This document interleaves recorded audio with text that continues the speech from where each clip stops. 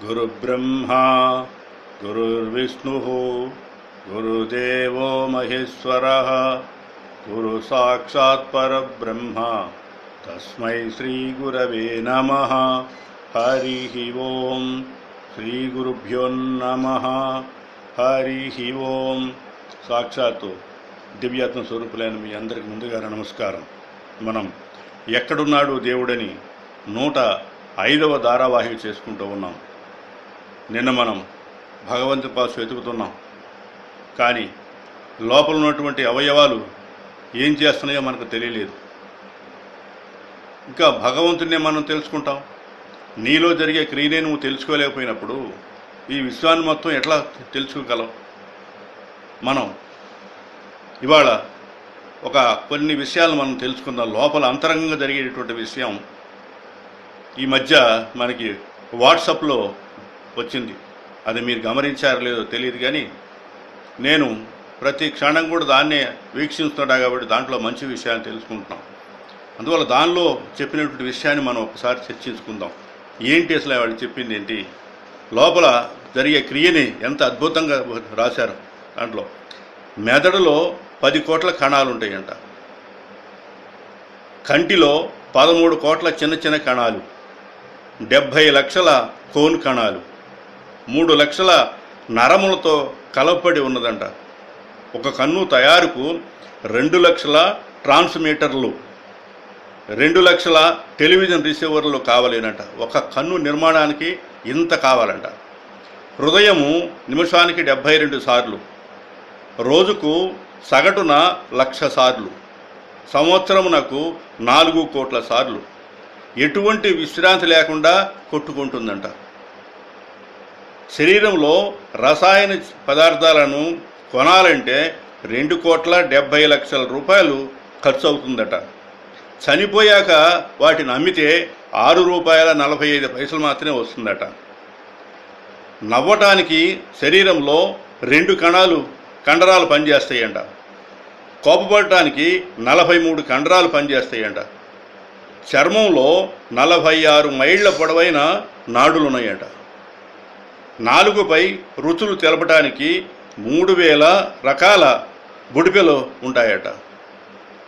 చేతి వేళ్ల చర్మం మీద ప్రతి చదరపు అంగుళానికి 3,000 స్వేద గ్రంథులు ఉంటాయంట. తలపై సగటున 1,00,000 వెంట్రుకలు ఉంటాయట. పంటి దవడ 276 కేజీల కంటే ఎక్కువ బరువు ఆపగలదట. శరీరంలో 276 ఎముకలు ఉన్నవట మొత్తం కూడా మన శరీరంలో. జీవిత కాలంలో 16,000 గ్యాలన్ల నీళ్ళు మనం త్రాగుతామంట. నోటిలో రోజుకు 2 నుంచి 3 పాయింట్లు జీర్ణరసం తయారవుతుందంట. జీవిత కాలంలో గుండె 100 ఈత కొలనులను నింపగల రక్తం పంపు చేస్తుందంట. చూడండి, 100 ఈత కొలనులు. మనం స్విమ్మింగ్ పూల్ చూస్తుంటాం కదా, అట్లాంటి ఈత కొలనుని అవి మొత్తం కూడా 100 ఈత కొలనులని రక్తాన్ని పంపు చేస్తుందంట. శరీరంలో నాలుకయే బలమైన కండరం అంట. తుమ్ము గంటకు 100 మైళ్ళ వేగంతో వస్తుంది. చేతి వేళ్లగోళ్ళు కాలి వేళ్లగోళ్ళు కన్నా 4 రెట్లు తొందరగా పెరుగుతాయి. స్త్రీ గుండె పురుషుని గుండె కంటే వేగంగా కొట్టుకుంటుందట. రక్తం నీరు కన్నా 6 రెట్లు చిక్కగా ఉంటుందట. జుట్టు చేతి గోళ్ళు చనిపోయిన తర్వాత అవి పెరుగుతాయంట. చనిపోయిన తర్వాత కూడా పెరుగుతాయంట ఆ 2 కూడా. ఏమీ తినకుండా 20 రోజులు బ్రతకగలవంట. ఏమీ త్రాగకుండా 2 రోజులు బ్రతకవచ్చట. ఆహారము నోటిలో నుండి పొట్టలోనికి చేరడానికి 7 సెకండ్ల సమయం పడుతుందట. గుండె నిమిషానికి 15 సార్లు కొట్టుకుంటుంది. మనకి గంటకొచ్చేసి 60 నిమిషాలు, అంటే 60 15 900 సార్లు గంట కొట్టుకుంటుంది. మనకి రోజుకి 24 గంటలు, 24 ఇంటూ 900 21,600 శ్వాసలు జరుగుతాయంట. మనం లోపలికి గాలి పీల్చేది ఏదో సాధారణంగా మనం చూస్తూ ఉన్నాం, పీలుస్తున్నాం, బ్రతుకుతున్నాం, ఏదో వస్తుంది పోతుంది అంటున్నాం తప్ప ఇదంతా జరుగుతూ ఉంది. కేవలం కొన్నిటిని గుర్తుంచితే తెలిస్తే మానవ శరీరం నిర్మాణం పూర్తిగా ఎవరు చేశారు చెప్పండి, ఒకసారి ఆలోచన చేయండి. 84 లక్షల జీవరాశుల్లో కూడా ఇవన్నీ ఉన్నాయి కదా, ఏవి లేకుండా లేవు కదా. అన్నిట్లో కూడా మనం ఏమనుకుంటున్నాం అవన్నీ ఉన్నాయి. ప్రపంచంలో అణువు చూస్తే ఆ పరమేశ్వరుడే దర్శనమిస్తున్నాడు. ఒకసారి ఆలోచన చేయండి. ఒక దేవుడు ఎక్కడున్నాడు, దేవుడు ఎక్కడున్నాడు అంటే ఎక్కడ కనిపిస్తాడు చెప్పండి? దేవుడు కనిపించేది ఎక్కడ మనకి? మనం వెతికితే కనపడతాడా? నీలో ఉన్నటువంటి ఇన్ని రకాలు మనకు తెలుసా? ఒకసారి ఆలోచన చేయండి. కేవలం మనం కొంత విషయం మాత్రం తెలుసుకున్నాం. ఇక శరీరం మొత్తం భాగంలో కూడా గుండె నుంచి రక్తనాళాలు ఎన్ని ఉన్నవి ఒక్కొక్కటి మనం పరిశీలిస్తూ ఉంటే మనకి అసలు ఈ అద్భుత సృష్టి ఏంది? ఏదో ఊరికినే వచ్చిన దేహం అని ఆలోచన చేస్తున్నాం తప్ప భగవంతుడు ఇచ్చిన వరం అని ఎవరు అనుకుంటున్నారు చెప్పండి? ఏదో తింటున్నాం, ఉంటున్నాం, ఏదో బ్రతుకుతున్నాం, ఏదో తెలియక సంబంధాలే పెట్టుకుంటున్నాం, సంబంధాల నుంచి విడిపడిపోతున్నాం. ఎవరెవరు వస్తున్నారో తెలియట్లా, ఎవరెవరు పోతున్నారో తెలియట్లా, అసలు ఎవరెవరో మనకు అర్థం కావట్లా.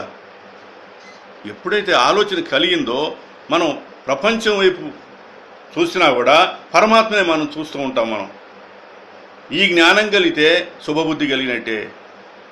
ఆ శుభబుద్ధి నాదే. ఎవరిదది? అది నాదే. అందుకని ఎవరిని ప్రార్థించాలి? అది మార్పు చెందుతూ ఉంది, అనేక బంధాలు పెట్టుకుంటుంది కాబట్టి దాన్ని కావాలంటే దాన్ని ఎవరిని వేడుకోవాలి మనం? మంగళకరమైన బుద్ధి నాకివ్వు భగవంతుడా, భగవంతుడిని వేడుకోవాలి. అంతకన్నా ఇంకోటి లేదు. ఎక్కడికి వెళ్ళినా బుద్ధి వెంట వస్తుందా లేదా? అది లేకుండా దాచిపెట్టి వెళ్తాం మనం. దేహానికి స్నానం చేయగలం, రోజు వాడుకుంటున్నాం కాబట్టి దేహానికి స్నానం చేస్తున్నాం. మరి కానీ మనస్సు బుద్ధిని ఎలా చేయగలం? ఒకసారి ఆలోచన చేయండి. మనం వాడుకునే ప్రతిరోజు కూడా ఏదో ఒకటి మనం ఏదో విధంగా శుభ్రం చేసుకుంటున్నాం, ఇల్లు ఊడుస్తున్నాం. నిన్న వాడినటువంటి ఇల్లు ఊడవడానికి ఒక చీపురు సాధనంగా తీసుకున్నాం.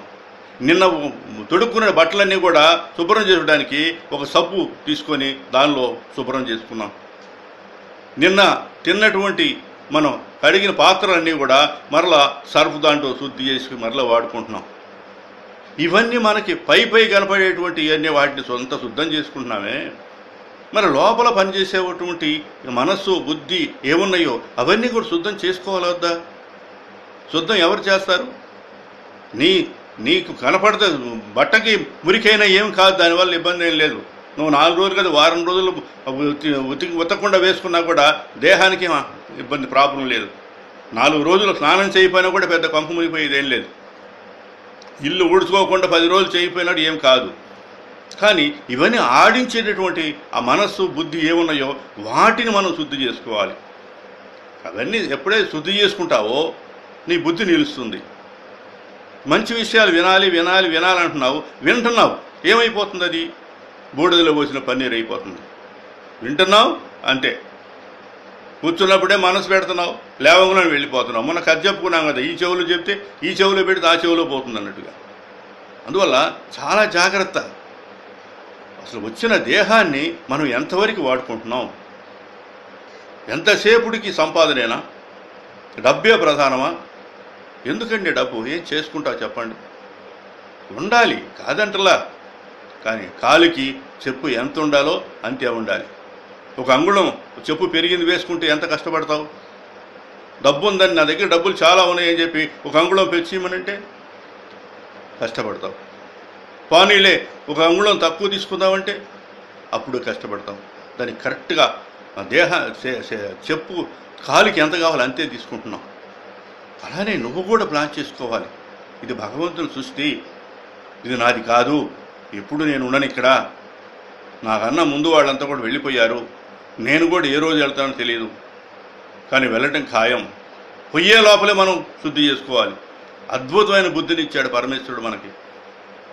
ఇన్ని విషయాలు వింటున్నామంటే అన్నిటికీ చెవులు ఉన్నాయి, ప్రతి జంతువుకి చెవు ఉంది. ఏమన్నా వినగలుగుతున్నాయా? కానీ మనకన్నా అయ్యే చాలా ఉత్తమం అనిపిస్తుంది నాకు. ఏ బంధాలు పెట్టుకోవట్లా. ఒక పశువు 4 ఈతలు ఈనా కూడా నా కూతురిని అక్కడికి వెళ్ళలేదు. చూడండి, మనమే ఆ పాశాన్ని వేసుకొని నా కొడుకు, నా భార్య, నా పిల్లలు, నా ఇల్లు, నా అంటే బంధం పెంచుకొని దాని చుట్టూ పాశాలు వేసుకొని ఉరి తీసుకున్నట్టు తీసుకుంటున్నాం. మనం పరమేశ్వరుడి గురించి ఎప్పుడు చింతించాలి, ఎప్పుడు స్మరించాలి. అంతే తప్ప ఇంకా ఇతర విషయాలకి వెళ్ళిన ప్రయోజనం లేదని తెలియజేస్తూ సెలవు తీసుకుంటున్నాను. హరి ఓం తత్సత్.